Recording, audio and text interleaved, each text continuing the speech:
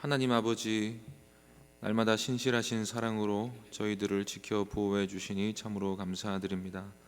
이 새벽에도 하나님의 은혜를 구하며 저희가 나와왔사오니 주의 피로 정결하게 씻어주시고 하나님 앞으로 저희를 인도하여 주시고 말씀으로 저희를 가르치시고 오늘 하루도 주의 은혜로 살아갈 수 있도록 함께하여 주옵소서. 주 예수 그리스도의 이름으로 기도하옵나이다. 아멘. 찬송가 266장 찬양하겠습니다. 찬송가 266장입니다.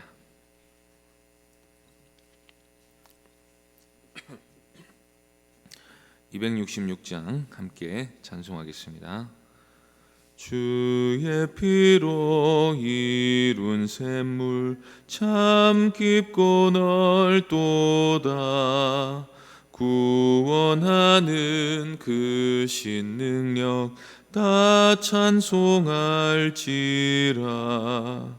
찬송하세 주의 보혈 그 샘에 지금 나아가 죄에 깊이 빠진 이 몸 그 피로 씻어 맑히네. 죄악 세상 이김으로 거룩한 길 가는 나의 마음 성전 삼고 주께서 계시네.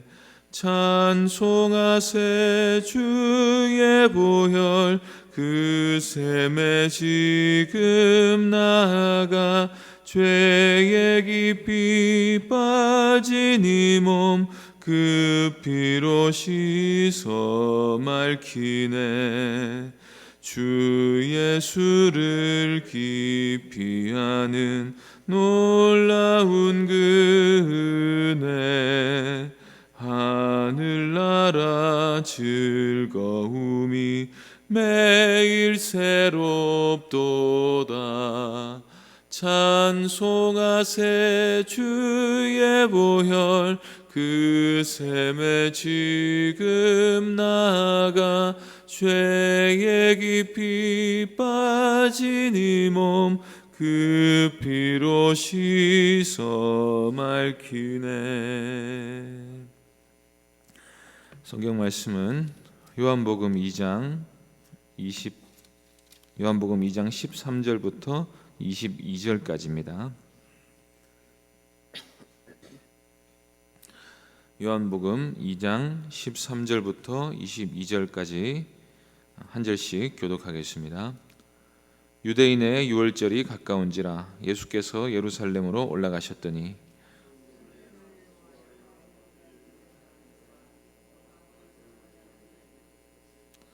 노끈으로 채찍을 만드사 양이나 소를 다 성전에서 내쫓으시고 돈 바꾸는 사람들의 돈을 쏟으시며 상을 엎으시고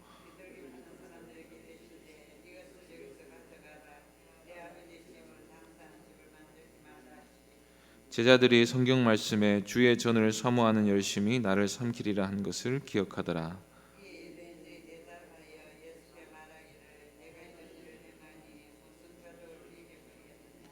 예수께서 대답하여 이르시되 너희가 이 성전을 헐라 내가 사흘 동안에 일으키리라.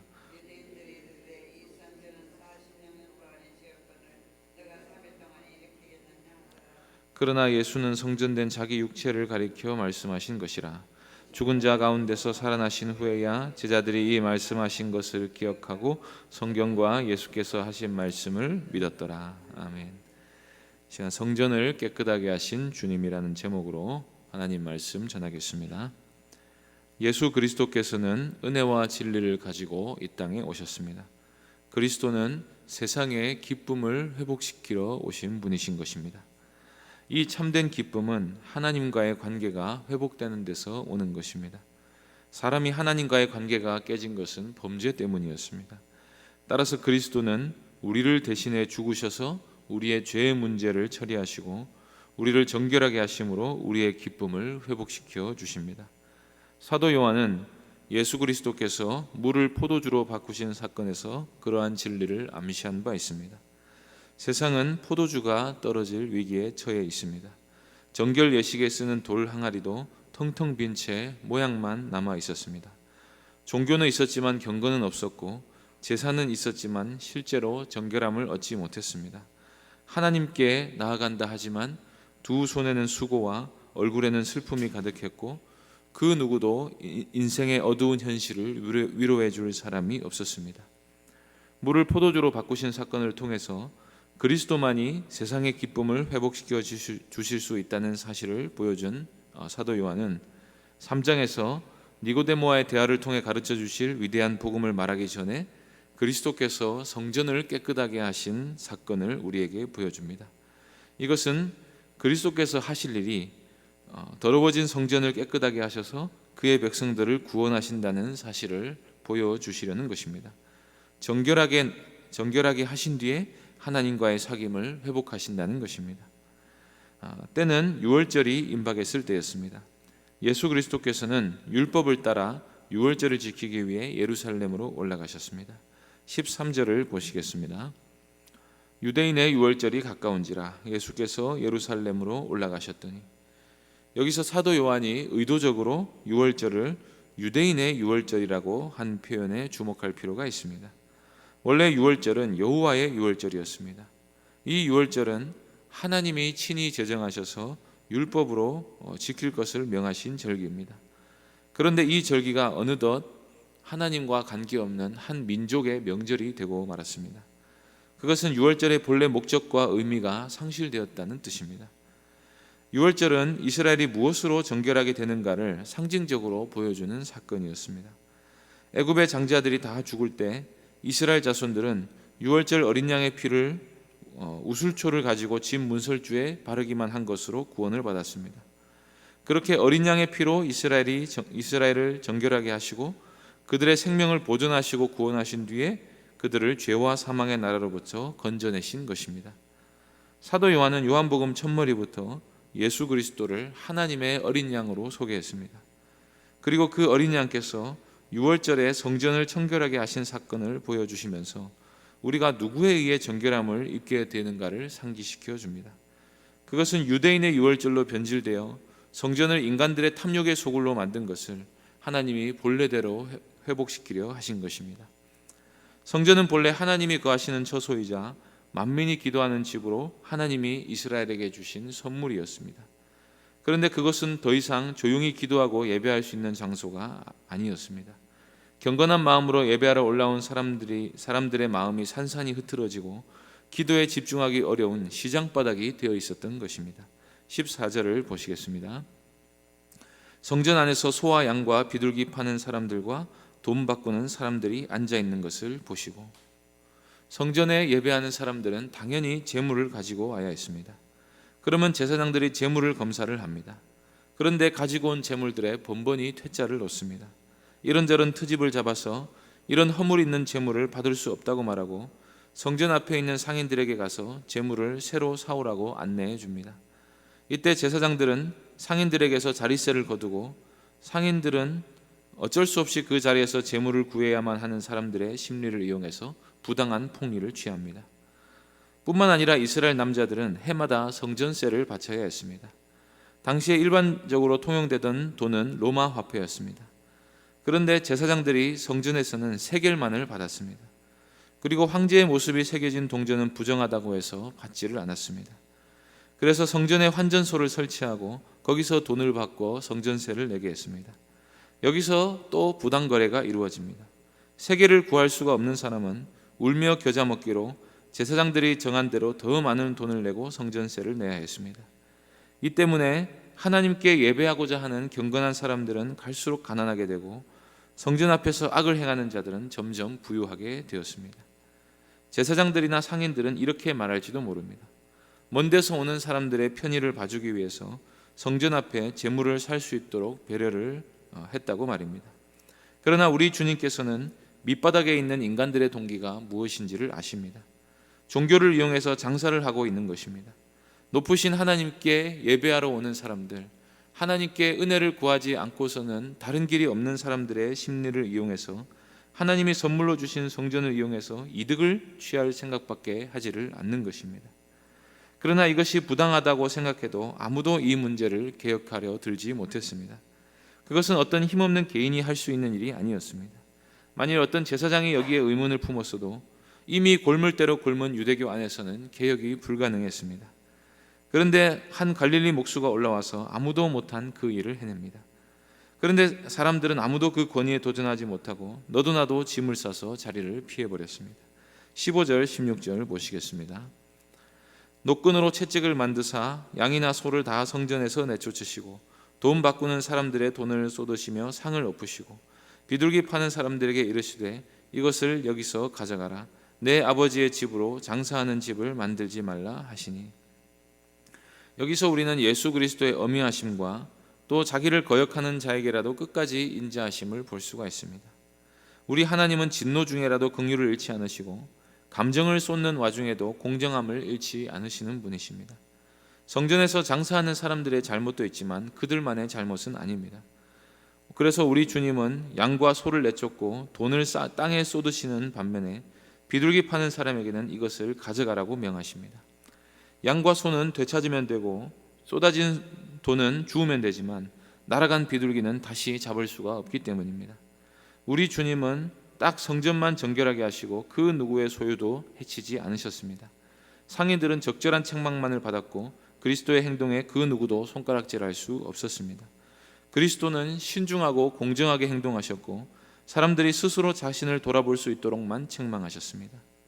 우리는 옳은 일을 한다 하면서 사람들을 상처 주고 필요 이상으로 사람들에게 무거운 짐을 지워줄 때가 많습니다. 이때 우리는 우리 주님의 이런 완전하신 인성을 본받는 자로 부름을 받았다는 사실을 기억해야 합니다. 성전은 그 어떤 곳보다도 거룩한 곳이고 사람들에게 거룩히 여김을 받아야 하는 곳입니다. 그런데 성전이 장사하는 곳으로 바뀌자 성전의 기능이 상실되었고 그 권위가 떨어져 버리고 말았습니다. 그것은 이스라엘 가운데 하나님의 이름을 존귀하게 여기는 사람이 별로 없었다는 말과도 같습니다. 이렇게 하나님의 영광이 가려지고 있을 때 하나님의 아들이 그걸 두고 보고만 계신다는 것은 상상할 수 없는 일입니다. 그래서 제자들은 예수님의 열심을 보고 구약에서 주의 전을 사모하는 열심이 나를 삼키리라 하는 말씀을 기억했습니다. 거룩하신 예수님은 주의 전을 그 누구보다 사모하셨습니다. 사람이 거룩해지면 하나님의 집을 사모하게 되고 성전이 더럽혀지는 것을 그 무엇보다 괴로워하게 됩니다. 시편 84편에서 시편 기자는 자신이 주의 전을 사모함으로 몸이 쇠약해지기까지 했다고 말합니다. 그래서 악인의 장막에서 첫날을 사느니 주의 궁전에서 하루를 더 사는 게 낫다고 고백합니다. 예수를 믿고 거듭난 신자는 누구나 하나님을 사랑하게 되고 하나님을 사랑하기 때문에 하나님의 집을 사랑하게 되고 그리스도의 몸된 교회를 반드시 사랑하게 되어 있습니다. 그러한 신자는 예배의 장소가 교회라 이름하는 모임이 인간들의 탐욕이 실현되는 장소가 되거나 우상 숭배가 판을 치는 장소가 되는 것을 그 누구보다 괴로워하고 그런 잘못된 현실을 바꾸려 하게 되는 것입니다. 종교개혁이 바로 그래서 일어난 것입니다. 그런데 이렇게 성전을 청결하게 하는 일은 가장 높은 권위를 가지고 있어야 할 수 있는 일입니다. 예수님은 아무 특출난 신분이 없으셨습니다. 그런데 사람들이 예수님이 가지고 있는 신적인 권위 앞에 아무 반항도 하지 못하고 모두 물러갔습니다. 이것을 누가 가장 불편하게 생각하겠습니까? 성전을 통해 이익을 얻는 종교 지도자들이 아니겠습니까? 그들이 예수님께 따져 묻습니다. 18절을 보시겠습니다. 이에 유대인들이 대답하여 예수께 말하기를 내가 이런 일을 행하니 무슨 표적을 우리에게 보이겠느냐? 이런 일을 행하려면 예수님이 그리스도라는 어떤 특별한 표적이 있어야 한다는 것입니다.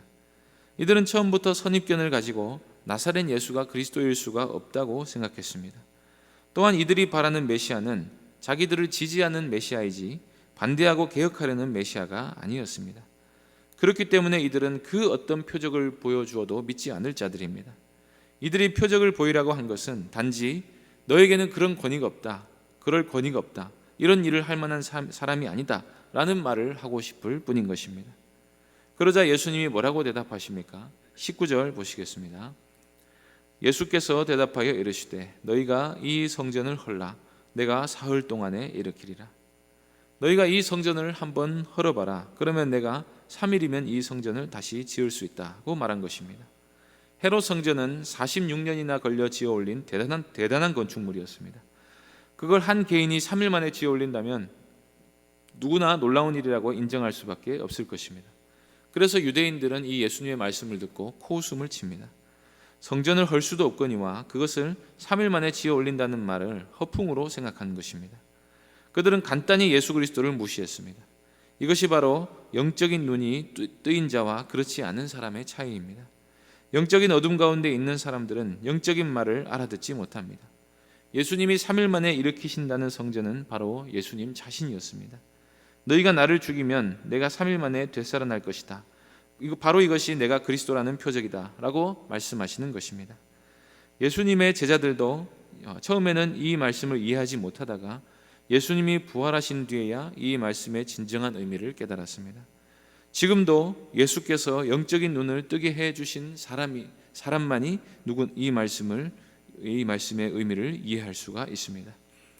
탐욕으로 가득 차 성전을 돈 버는 수단으로 만들어버린 유대인들이 성전을 깨끗하게 하신 예수님께 표적을 구했을 때 예수님이 보여주시겠다는 표적은 그리스도가 이런 죄인들을 대신해 죽으실 것이라는 말씀이었습니다. 허물과 죄로 죽어 있어서 영적인 생명이 없는 우리들은 누구라 할 것 없이 하나님을 이용해서라도 참 탐욕과 정욕을 추구하며 살아갑니다. 그리고 그것이 인생의 방식이라 생각하고 자신은 하나님 앞에서 온갖 거짓을 행하면서도 스스로 잘못이 없다고 생각합니다. 예수 그리스도께서는 이런 죄악된 우리를 정결하게 하셔서 우리의 허물을 보게 하십니다. 그 일을 우리를 대신해서 죽어주심으로 하시는 것입니다. 우리가 우리를 정결하게 하시는 그리스도를 볼 수 있기를 바랍니다. 그리고 우리의 죄악을 보게 하시고 하나님을 이용해서라도 탐욕을 채우려 하는 우리의 마음을 깨끗하게 해주시기를 구하시기 바랍니다. 또한 우리 교회가 강도의 소굴이 되지 않고 주님을 예배하고 기도하는 곳이 될 수 있도록 기도해 주시기 바랍니다. 그런 영적인 눈을 뜰 수 있도록 우리를 위해 죽으시고 부활하신 또 우리를 정결하게 하실 수 있는 어린 양이신 예수 그리스도를 온전히 믿을 수 있기를 간절히 바랍니다. 기도하겠습니다. 하나님 아버지, 정결하게 하는 셈이 우리 주께만 있는 줄로 믿습니다. 하나님 아버지, 우리의 죄악된 마음을 용서하여 주시고 새롭게 하여 주시고 씻어 주시옵소서. 우리를 위해 죽으시고 부활하신 예수 그리스도만이 우리를 깨끗하게 하실 수 있는 줄 믿사오니 우리가 정결함으로 하나님께 나아가 하나님과의 사귐을 회복하고 하나님의 은혜를 날마다 풍성히 받아 누리는 새롭고 복된 삶을 늘 살아가게 하여 주옵소서. 주 예수 그리스도의 이름으로 기도하옵나이다. 아멘. 하늘에 계신 우리 아버지여, 이름이 거룩히 여김을 받으시오며 나라의 임하옵시며 뜻이 하늘에서 이룬 것 같이 땅에서도 이루어지이다. 오늘날 우리에게 일용할 양식을 주옵시고 우리가 우리에게 죄 지은 자를 사하여 준 것 같이 우리 죄를 사하여 주옵시고 우리를 시험에 들게 하지 마옵시고 다만 악에서 구하옵소서. 대개 나라와 권세와 영광이 아버지께 영원히 있사옵나이다. 아멘. 말씀을 기억하며 기도해 주시고 준공 허가와 이사의 모든 과정을 선하게 인도하시기를 기도하시고 경중의 성도들 위해서 기도해 주시고 개인적으로 기도하시기 바랍니다.